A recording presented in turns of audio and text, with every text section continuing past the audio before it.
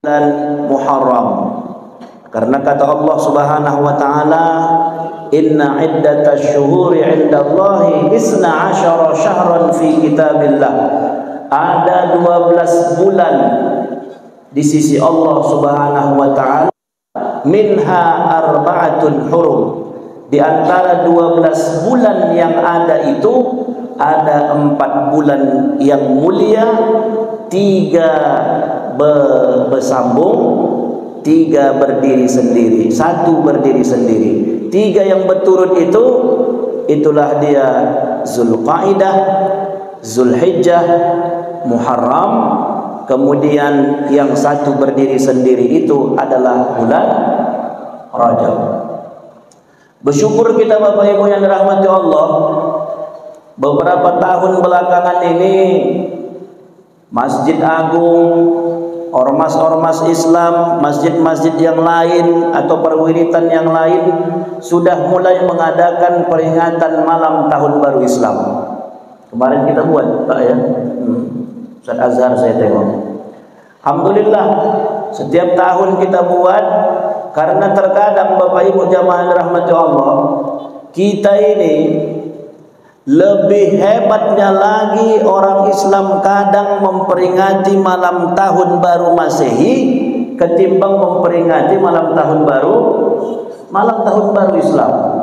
Oh, kalau malam tahun baru, pergantian malam tahun baru Masehi, sibuknya lagi orang yang menunggu malam tahun baru itu. Datang dari Ajamu sana, dari Barombang sana, datang ke Rantau Perapat ini hanya untuk menengok apa Pak? Ampuni, kembang api.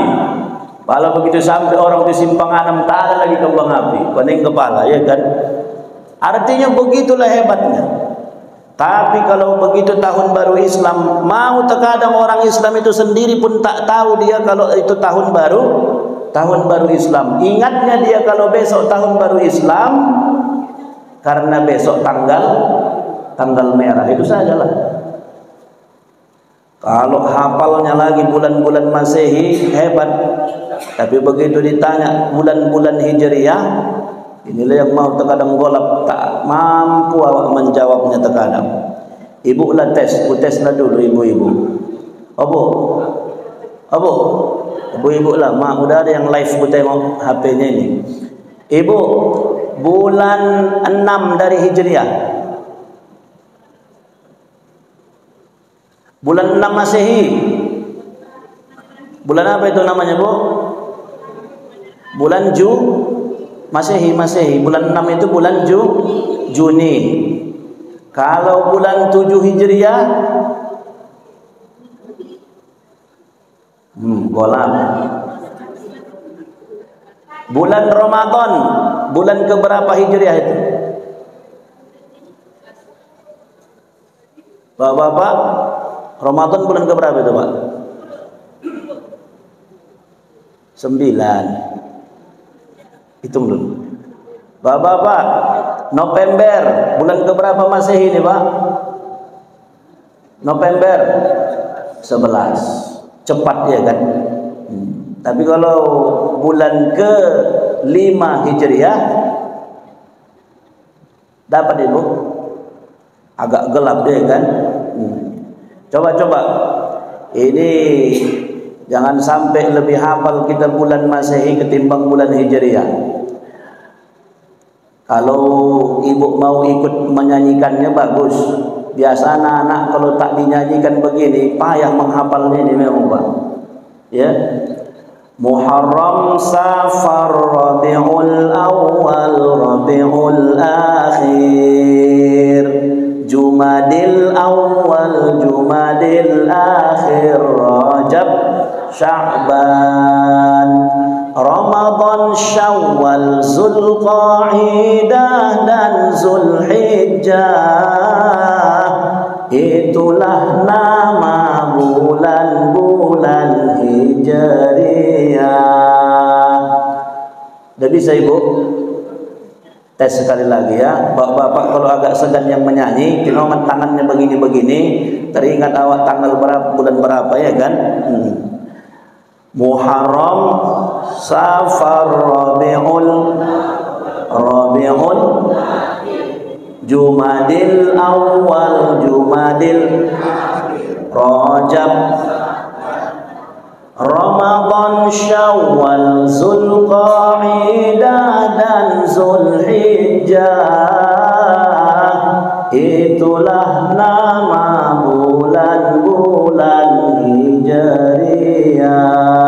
Jadi ada 12 bulan yang mudah-mudahan Bapak Ibu jamaah rahmati Allah, setidak-tidaknya ya, macam mana ingatnya kita bulan-bulan Masehi, begitu juga lah maunya ingatnya kita bulan-bulan Hijriyah. Kenapa perlu kita hafal, perlu kita ingat bulan Hijriyah ini? Pertama, bulan-bulan Hijriyah itu ada bulan-bulan yang diistimewakan oleh Allah Subhanahu wa taala. Itulah 4 bulan yang mulia itu. Kemudian kalau bisa ingat juga lah kita tanggal berapa Hijriyah kita pada hari ini, karena di setiap bulan Hijriyah itu ada namanya Ayyamul Bait ya. Kalau puasa sunnah itu ada namanya puasa sunnah Ayyamul Bait, yaitu puasa sunnah pertengahan bulan. Jadi paslah bulan itu nanti di tengah bulan itu, tengah bulan purnama, yaitu tanggal 13, 14, 15 setiap bulannya, maka sunnah kita melaksanakan puasa. Jadi Ayyamul Bait itu adalah puasa tengah bulan. Kalau kita tengok malamnya itu pas bulan purnama, maka sunnah kita melaksanakan ibadah puasa. Bapak Ibu jamaah yang dirahmati Allah Subhanahu wa taala. Baik, mudah-mudahan dengan semangat tahun baru Hijriyah, semangat kita untuk beribadah bertambah kepada Allah Subhanahu wa taala. Amin. Bapak Ibu yang dirahmati Allah, dalam sebuah hadis yang diriwayatkan oleh Imam Tirmizi, satu hari Abdullah ibnu Abbas radhiyallahu anhuma mengatakan, kuntu khalfan Nabi sallallahu alaihi wasallam yauman. Satu hari aku bersama dengan Nabi sallallahu alaihi wasallam.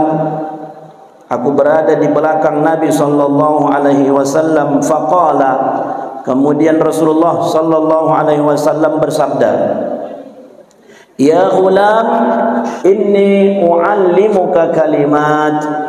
Wahai anak, aku akan mengajarkan kepadamu beberapa kalimat, beberapa pelajaran. Jadi dalam hadis ini yang pertama kita ambil hikmahnya, Bapak Ibu.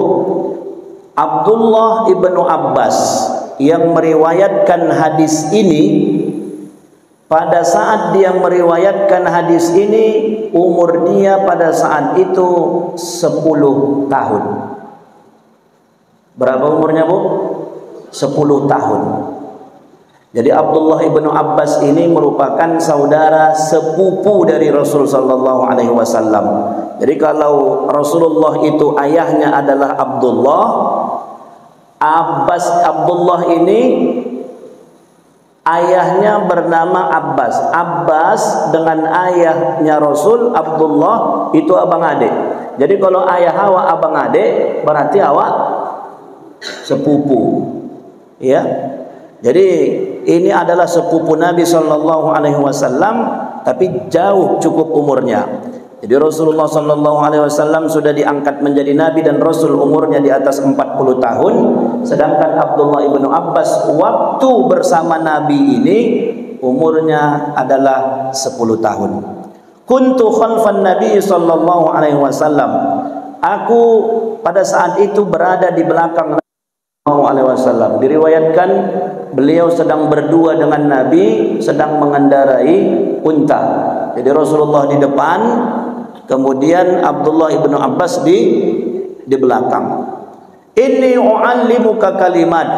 Aku akan mengajarkan beberapa pesan-pesan agama kepadamu.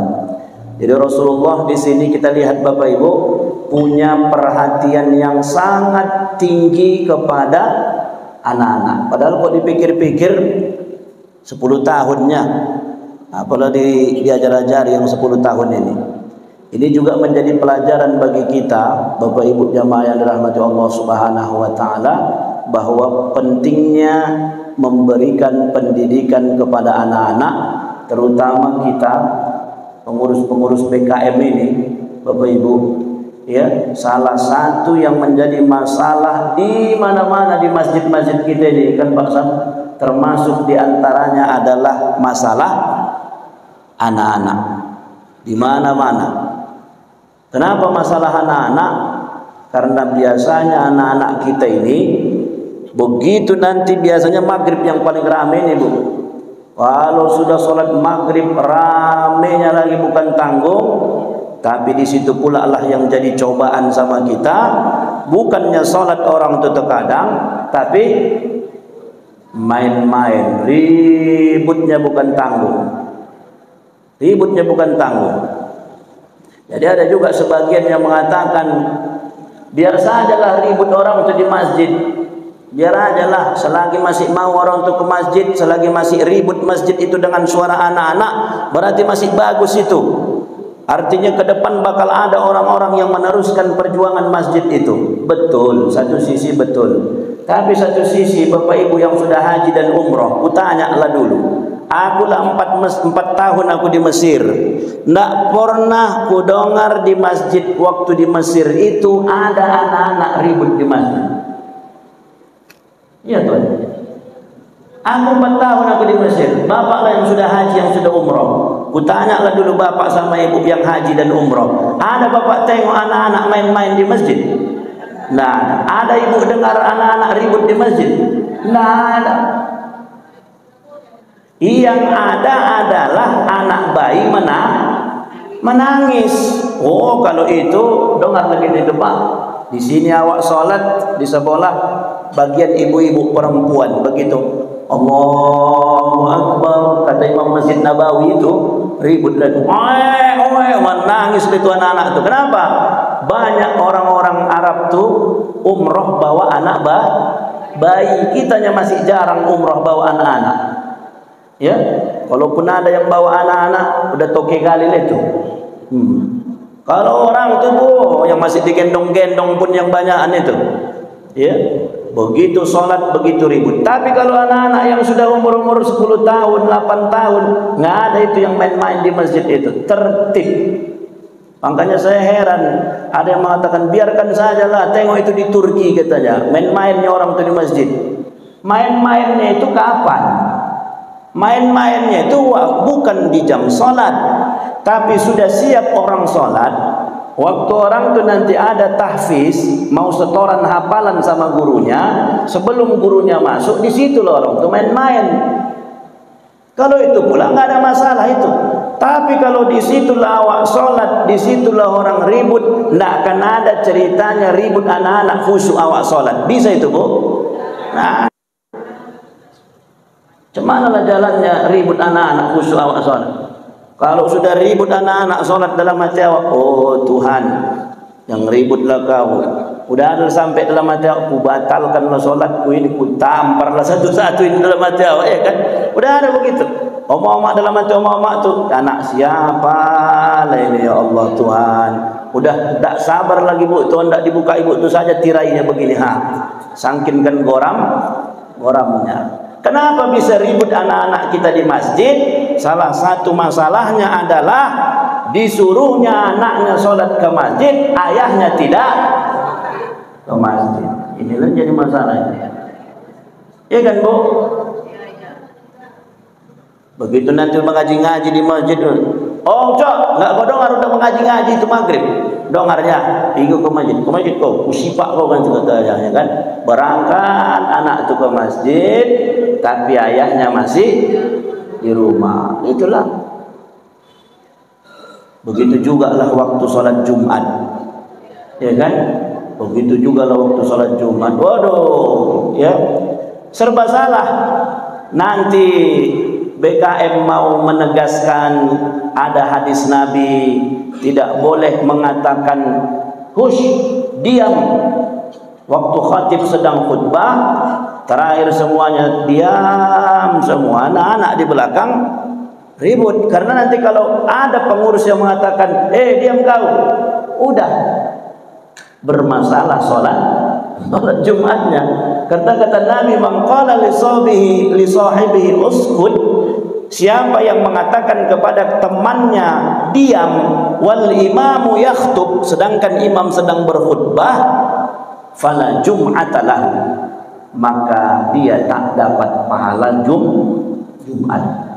Terakhir, karena hadis ini, terakhir semuanya pun untuk diam saja, banti sama kau, hendak ribut kau, ributlah kau, yang penting aman sholat Jumat. Udah tak kawan ya kan, diam dia. Jadi Bapak Ibu jamaah dirahmati Allah, maksud saya bukan berarti kita larang pula anak-anak ini ke masjid, tidak, tapi jangan dibiarkan. Ya, alhamdulillah kalau di sini kayaknya Pak Jun mengaman-amankannya ini biasa ya Pak. Iya, ya, menertibkannya. Memang ada yang harus berkorban 1-2 orang yang jadi petugas mengamankan anak-anak. Di masjid kami pun di Pelita begitulah, ya kan? Apalagi setelah ada nasi Jumat. Oh, masjid kami itu kan di Pelita. Masjid yang ada di Cutnya Adin, 4 Mahasana, di Gang Bogor, di Al Munawwarah, nggak ada lagi anak-anak di masjid itu sholat Jumat. Kenapa? Kemari semua. Kenapa kemari orang itu sholat Jumat? Anak-anak itu tahu kalau di masjid yang lain ini tak cair orang itu makan siang. Tapi kalau di sini orang itu sholat Jumat, cair orang itu makan siang. Kumpul semua anak-anak sekeliling Pelita itu, nggak ada sholat di masjid lain kecuali di masjid di Pelita. Oh Tuhan, ramenya bukan tanggung. Terakhir apa? Nasi Jumat tuh anak-anak itu saja yang mengambilnya. Iya kan? Padahal ayah-ayahnya yang penting, tukang beca, tukang parkir itu yang sebenarnya penting, tapi anak-anak lah. Tapi begitu pun tidak ada masalah. Tapi yang terpenting itu adalah terganggunya konsentrasi jamaah, kekhusyuan jamaah hanya gara-gara tidak tertibnya anak-anak. Jadi pelajaran yang kita ambil pertama, Nabi punya perhatian khusus kepada anak-anak, sampai Nabi mengatakan, mau kau kuajari, aku akan mengajarkanmu beberapa pesan-pesan agama. Begitu juga lah kita punya tugas bagaimana anak-anak yang datang ke masjid itu, jangan lagi ada yang mengatakan biarkan saja, biarkan ribut. Nah, ada itu, saya nggak sepaham itu. Ada sebagian yang mengatakan begitu, biarkan saja orang itu ribut. Mana bocok dibiarkan orang itu ribut? Diajari orang itu supaya tertib, diajari anak. Begitu sudah imam angkat takbir, jangan lagi bercakap, batal sholatmu. Ya, begitu imam nanti apa? Jangan lagi bercakap, jangan lagi bermain-main. Kemudian kalaupun anda bermain-main, siap sholat, nggak usah pada berzikir, keluar kamu, jangan mengganggu yang di dalam. Tapi nanti awak bilang begitu, Allah, awak pun dulu kocik begitunya Ustaz, katanya pula. Iya, awak pun dulu kocik begitunya Ustaz, katanya. Begitu masuk, begitu baris pula, lurus saf, lurus. Begitu Allahu Akbar, kata imam, Bismillahirrahmanirrahim, mulailah yang sebelah sini mendorong ke sebelah sana, terjatuhlah semua. Jadi aku bilang, kau aja begitu, aku dulu coaching nggak begitu, aku bilang. Iya, mudah-mudahan pula Bu, tanyalah orang-orang tua di Pelita itu. Mudah-mudahan aku dari coaching nggak pernah aku begitu. Jadi oleh karena itu, tugas kita adalah bagaimana menertibkan. Karena tak ada ceritanya khusyuk awak beribadah kalau sudah ribut di belakang anak-anak. Maka BKM kita punya tugas macam mana anak itu tertib. Pertama, maunya orang tuanya ikutlah sholat berjamaah ke masjid. Karena kalau ikut ayahnya sholat ke masjid, mudah-mudahan agak takut dia sama ayahnya. Ya. Yang kedua, ada petugas khusus kita siapkan yang berkorban. Begitu nanti sudah tahiyat akhir, barulah ikut dia sholat, supaya minimal dapat dia sholat berjamaahnya. Karena Bapak Ibu jamaah rahmati Allah Subhanahu wa taala, itu tadi dia perhatian kepada anak-anak sebagaimana perhatian Nabi sallallahu alaihi wasallam.